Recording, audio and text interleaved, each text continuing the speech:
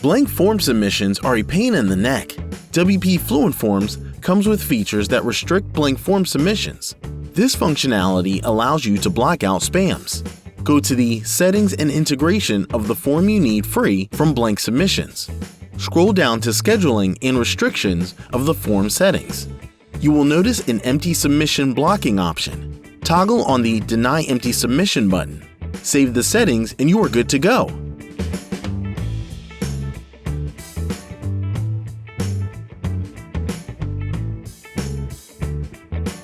Looking forward to deploying some more anti-spam techniques? Follow our spam protection with Honeypot and Google reCAPTCHA documentation. You'll find a link to that video in the description of this video.